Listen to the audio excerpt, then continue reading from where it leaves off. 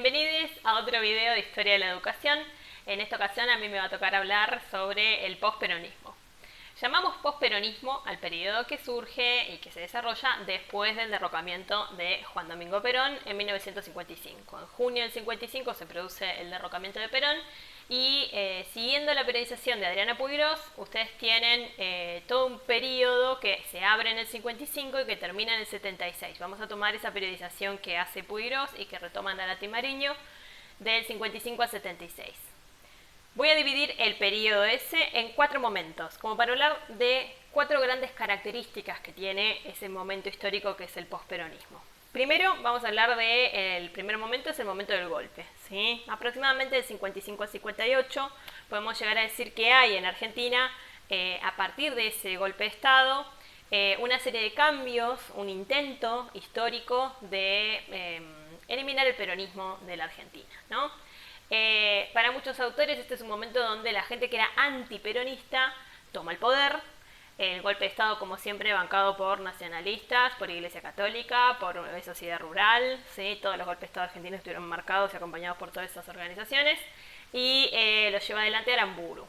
El golpe de Estado hasta el 58 puedo tomar esa periodización porque es cuando se define que aquellos que hacen el golpe, que son militares, resuelven abrir el juego electoral con el peronismo proscripto. Del 55 al 58 el gran objetivo de la gente que hace el golpe es proscribir el peronismo, prohibirlo, ¿sí? Prohibirlo, impedir que el peronismo existiera en Argentina.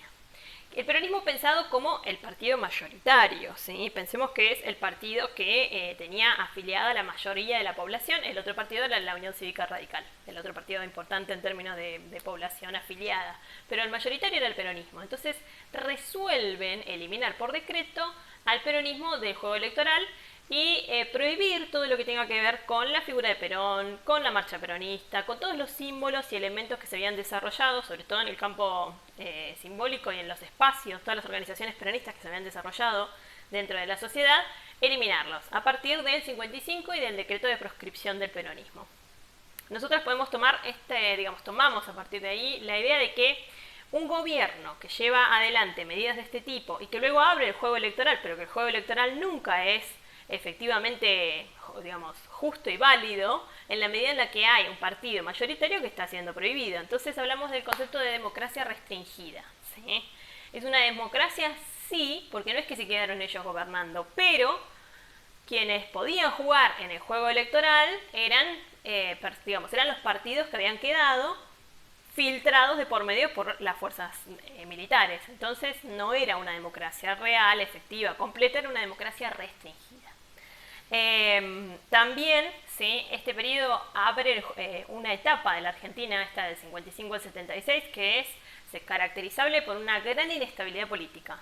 Es una inestabilidad política constante, ¿sí? Los gobiernos, ustedes pueden ver, buscarán, y si no, vamos a agregar alguna cronología. La sucesión de gente que gobierna durante este periodo son múltiples y duran poco en el gobierno y no pueden terminar sus mandatos, a pesar de haber sido elegidos por el voto dentro de esta estructura democrática restringida, ¿sí? El segundo momento, o el segundo periodo, para mí sería del 58 al 66. Hecha esta proscripción del peronismo, vamos a hablar de que del 58 al 66, o sea, todo lo que sería la década del 60 en Argentina, tiene la particularidad de haber sido poderosamente inestable en términos institucionales, como les decía antes, y además son gobiernos que estaban siendo permanentemente vigilados, ¿sí? Tutelados, si se quiere, por los militares. De allí viene esta idea de que nuestros militares tienen la particularidad de ser militares pretorianos, que se sienten que son los vigilantes de la democracia. O sea, como si la democracia no pudiese existir si ellos no están vigilando, controlando, que no se desfasen, etcétera, etcétera. Gobierna Frondizi, gobierna Ilia, los dos radicales. Ambos no pueden terminar sus mandatos, en el medio un mandato de Guido, y en esa secuencia, ¿sí? Estaban permanentemente recibiendo planteos de las fuerzas militares que convocaban a los presidentes para que fueran a darle explicaciones de las medidas que estaban tomando. Por lo tanto, podríamos decir que no es una especie de, no es una democracia como la entendemos hoy. Hoy el presidente es quien dirige las Fuerzas Armadas, no es que le tiene que ir a dar explicación a la Fuerza Armada de por qué hace lo que hace, ¿sí? Digo como para que nos tengamos claro algunos principios. Y es el periodo del desarrollismo en términos económicos, es el desarrollismo entendido como el periodo en el que llevan adelante una serie de medidas económicas, políticas, que apuntaban a que el progreso de la nación se iba a lograr en la medida en la que se desarrollara y se continuara el desarrollo industrial. Paradojas, porque quieren eliminar el peronismo al principio, pero después hay un montón de cuestiones de política educativa peronista que no se eliminaron. Entonces uno dice, bueno, Lucrecia, el peronismo generó las escuelas técnicas y después las escuelas técnicas duran hasta el día de hoy. Sí. ¿Por qué? Si querían eliminar el peronismo, no eliminaron toda la reforma, porque había cosas de la reforma peronista que obvio no le iban a asumir nunca, pero que eran buenas y las necesitaban. En la lógica del desarrollismo, la educación toma un eje, toma un rol bastante importante porque consideraban que la formación de recursos humanos, ahí empieza a aparecer esa idea de que somos recursos humanos, ¿sí? La formación de recursos humanos era fundamental para poder continuar la política de desarrollo en Argentina, para poder llevar adelante el país hacia el progreso. Entonces, esa idea es una de las ideas que forja a los intelectuales de la época y tratando, digamos, ¿dónde está el tono antiperonista de la cosa? Diciendo que los intelectuales o la formación de las personas tenía que ser científica independientemente de las ideas políticas que tengan, como que el intelectual tenía que ser neutro, como que no tenía ideas políticas, como si ser intelectual fuese algo que esté como por fuera de cualquier cuestión política, entendiendo que tener una idea política o una tendencia política estaba muy mal visto y estaba en contra del desarrollo del país. Como si el país se hubiese generado así como, no sé, como que salimos un huevo que no tenía política. Pavadas.